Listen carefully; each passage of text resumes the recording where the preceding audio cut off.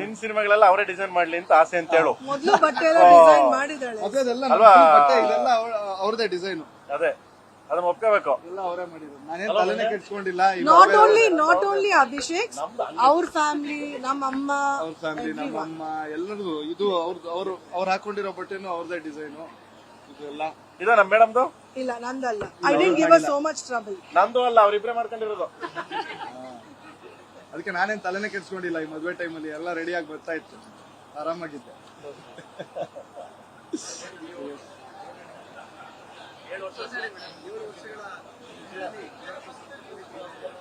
ತುಂಬಾ ಖುಷಿ ಇದೆ. And I think more than Abhishek ಅವರಿಂದ, ರಾಣಾಕ್ಕಿಂತ ಇವ್ರದ್ದು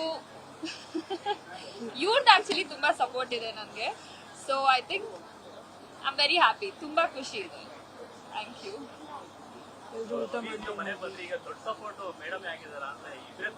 ಎಸ್, ಇವರೇ ನಂಗೆ ತುಂಬಾ ದೊಡ್ಡ ಸಪೋರ್ಟ್. ಐ ಥಿಂಕ್ ಒಂದ್ ಹುಡುಗಿ, ನನಗೆ ಅದೇ ಭಯ ರೀ, ಇವರಿಬ್ರು ಸಪೋರ್ಟ್ ಅಂದ್ರೆ ನನ್ಗೇನೋ ಮಾಡ್ತಾರೆ ಸೇರ್ಕೊಂಡು. I think it's very important.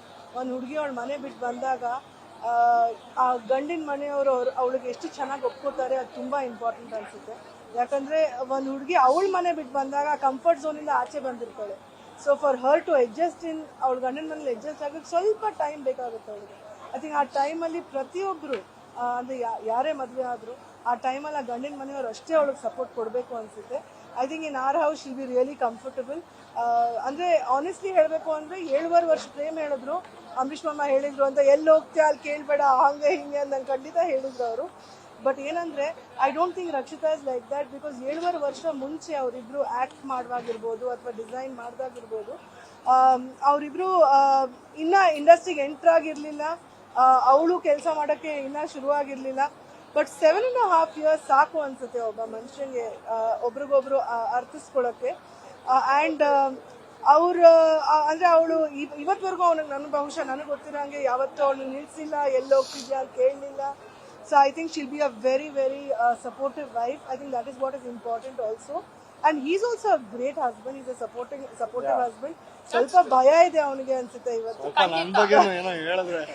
But I'll be really happy. ನಾನು ಹೇಳ್ದಂಗೆ I think they both make a really nice couple and I really hope them all the best.